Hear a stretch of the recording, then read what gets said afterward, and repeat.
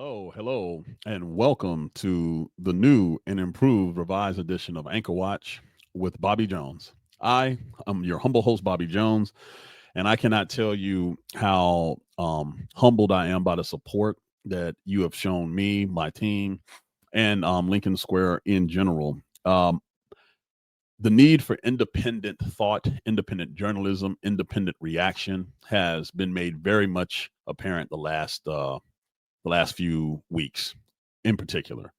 So, what we are going to endeavor to do here is to give you the truth, give you facts, give you historical context, and based on historical context, present actions, what we can see moving forward in the future and why you should care. You have to ask yourself, where is the subject matter expertise? Where is the credible knowledge base that the United States, to include the White House, is going to rely on for times such as these? So, why am I bringing all of this to you? Why are we talking in specific tones about the here and now?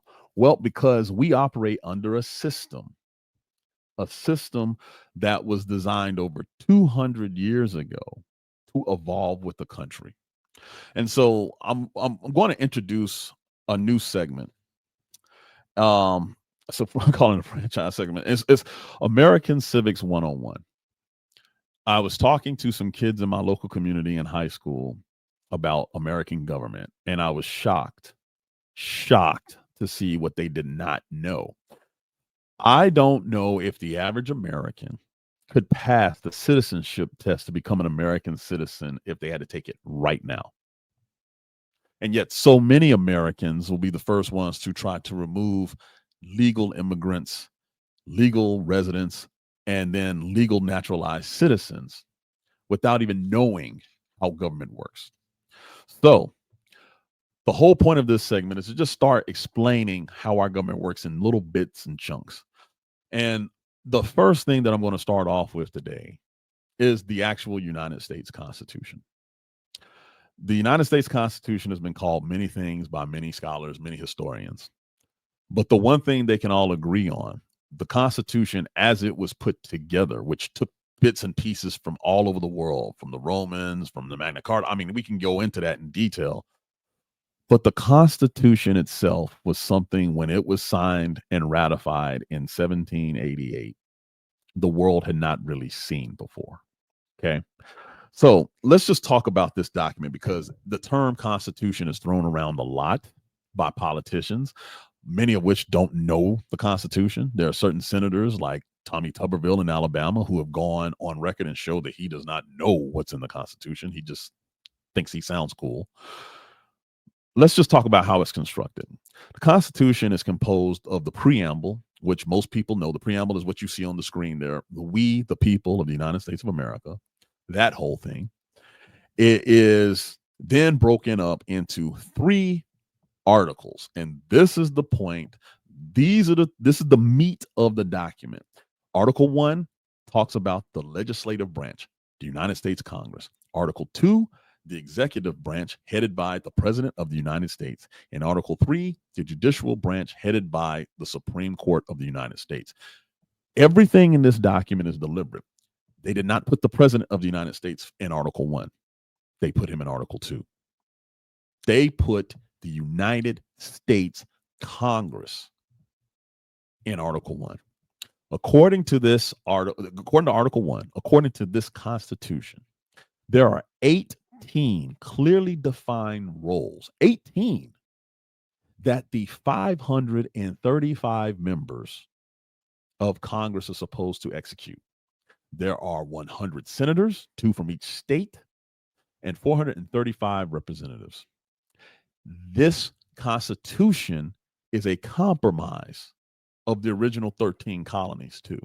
The reason we have a Senate was because smaller states like Rhode Island and Delaware were worried that if they went solely on a population-based representative system, that they would be overshadowed because they were small. The House of Representatives gives a population representative base because the southern states wanted to count themselves and all of those who were part of a particular institution, also known as slavery. But the North, the North did not want just all of those slaves that could not vote, that were not seen as citizens, that were not seen as humans to count. So the three-fifths compromise was struck, where every slave, people that looked like me, was counted as three-fifths of a person towards the population that determined the representatives of the United States in Congress. By the way, the two-thirds clause that's in the Constitution has never been corrected, even with the 13th, 14th, and 15th Amendments, what we'll talk about later, that ended slavery and enfranchised Black people. Never changed the verbiage. So I spent 26 years of my entire life fighting for a Constitution that counts me as two-thirds of a person. That took a lot to get over, but that's neither here nor there. The reality is the compromise, the three-fifths compromise, also allowed for what we now know as Washington, D.C. to be put in the South. Now, I know those of us who look at the United States map today does not necessarily consider Washington, D.C. the South, but back then it was considered the South. And so these things that put the Constitution together, the Articles 1, 2, and 3 have been the meat that people focus on for the most part, the most. Until recently, Articles 4, 5, 6, and 7 talk about interstate relations, the supremacy clause of the federal government, amendments, and ratification. How to pass amendments to the Constitution, how they are ratified. Okay. This is coming into play right now because of President Trump using the federal military to go into states to enforce law without the consent of the state governor or state government. Okay. So a lot of the constitutionality that has been argued and debated here since the second Trump administration has started comes from Articles 4, 5, and 6. Okay. So I'm saying all of this so y'all understand everything that you hear in the news that the Trump administration is doing or Congress is doing or the Supreme Court of the United States is doing is laid out here explicitly. Now, here's where the genius of the founding fathers comes into place. They knew they could not predict the future. They could not predict that one day there'd be these metal tubes flying around the world with people in them called airplanes. They could not predict the weapons that would be used to win World War II. So they made a point to make the Constitution a living, breathing document, meaning it can be amended to meet the needs of the American people in perpetuity. The amendment clauses, the amendments that we have 27 of them, 27, have done just as much to formulate American government and American way of life as the original context of the Constitution of the United States. The first 10 are the Bill of Rights. They were all passed at one time because when they ratified the Constitution in 1788 and George Washington became president in 1789, they realized quickly that the Constitution from a federal government standpoint was not strong enough, that there were certain rights that they assumed people would actually live out were not happening. So when you look at the Bill of Rights, you know, the First Amendment that everybody talks about, freedom of speech, Second Amendment, the right to bear arms, and believe me, we'll get into that later throughout the course of this. Those first 10 amendments was basically enshrining what many believe are God-given rights, right? Since that moment, the 1790s, where that became a thing, Constitution's only been amended 17 times, but that averages about once every 10 to 12 years. The last amendment happened in the 90s, where Congress, who couldn't agree on anything, agreed on how they could get pay raises. That's the last time we've had an amendment. We've had proposals. We've had over 200 amendment proposals in the course of 200 years be brought to the House, brought to the Senate, and fail. We as Americans need to not take this document and the processes that it lays out for granted. It is a document for the people that defines the processes to create policy for the country moving forward. That is why it's important. That is why who you send to Congress is important. To amend this Constitution, you have to get it through 3/4 of the House and the Senate, and then 3/4 of the states. Okay. That is a tall order. We have 50 states now, 50 states.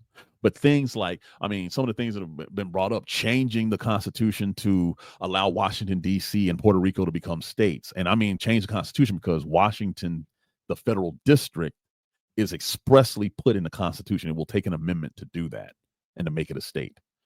Um, Things like that carry weight. Okay. The modern reforms that we think we still need and are still hotly debated, if you want to permanently enshrine them, you pass a constitutional amendment because any other laws that are passed can change and flip as Congress changes and flips. Now, this is the bedrock of our structure of government. However, there are many laws that are passed, many title codes that are passed that we operate on a day-to-day basis that we will get into. But understand, preamble, 7 articles, 27 amendments that dictate how we live our life. And again, the first article is not the President of the United States, it is Congress. Congress has certain jobs, and we're going to get into these articles in detail so you know where your congressman, where your senator is failing you as an American citizen. Because I don't think we pause long enough to truly evaluate them. So that was the first segment on American Civics 101. We're going to get graphics and stuff like that. It'll be real cool eventually. But I just wanted to lay out why we're doing this because the average American citizen has no idea what the hell their government is supposed to be doing, to be very blunt and honest. And we got to change that. There was Schoolhouse Rocks for me. I don't know what our kids have now to learn. So we're just going to have to start over from scratch. And for that, now I will open this up to the smoke deck and see if we have any questions from the chat. Got a few minutes here at the end. Okay, Janbat, is Trump really helping Ukraine or simply trying to get NATO to buy us? That is a very interesting question, Jan. I hope and I pray that he has seen the light and he needs to help Ukraine. He has voiced some displeasure here recently with Vladimir Putin. Okay. But make no mistake, this is a boon for the U.S. military defense industry. They're going to get paid. And to get paid from NATO, where the United States doesn't have to pay for it, is a win-win scenario for them, right?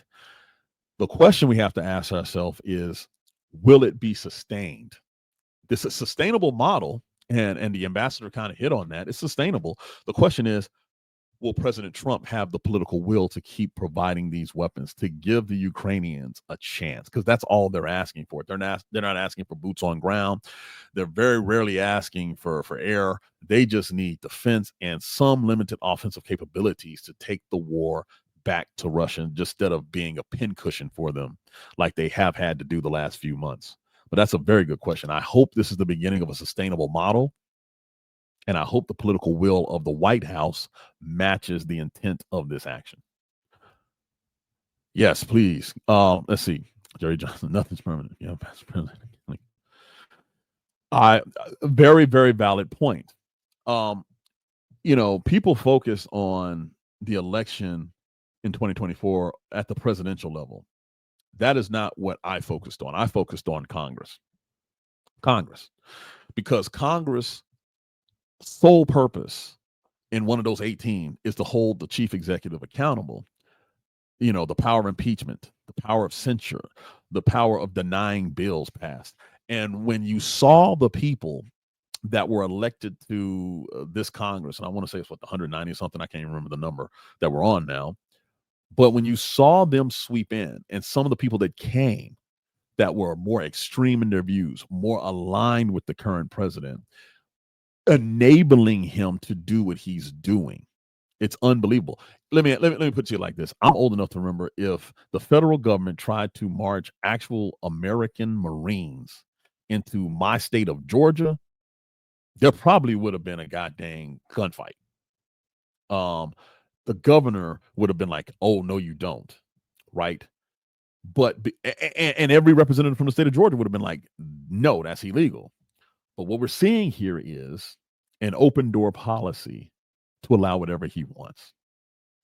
For Mike Johnson to purposely not hold Congress in session on something that the entire country is bipartisan on. I mean, think about this. When's the last time the United States of America has come together on anything and say, yeah, we need to do that?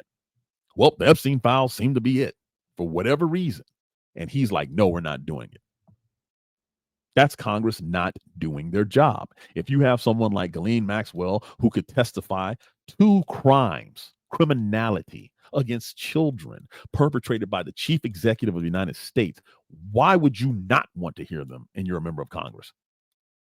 It should be in prime time. It should be broadcast all over the world because that's what accountability is. And the only thing that checks power is accountability. And Congress is choosing not to do it. So the election of 2024, the headline may have been Trump going back into a non-consecutive second term, only the second man to do that.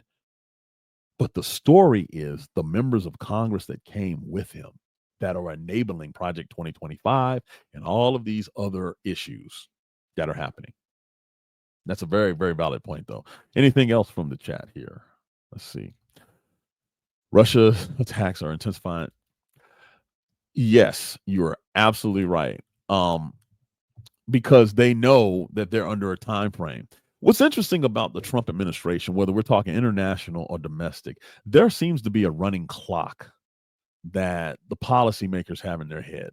A running clock for, okay, we can allow Ukraine to get slammed, a running clock on, okay, we're going to pass every executive order that we can to accomplish what we want because we know there's a limited amount of time. Now, people are saying, political analysts are like, well, that limited amount of time is going to be the midterms here next year. I don't think it's that. I think it's the viability of having President Trump in office. What I mean by that, I'm talking about his physical and mental facilities, right? He's deteriorating in front of our eyes. People are just now talking about it, but this was happening on the campaign trail. It was. And so his handlers, and I'm using the term handlers now because it seems like the last person that talks to him is able to get his attention. His handlers are now pushing forth policies found directly in Project 2025 with lightning quickness and efficiency. They're going back on promises. Stephen Miller, now is just attacking, hey, if you are a person that has an accent or have brown or black skin, we coming after you.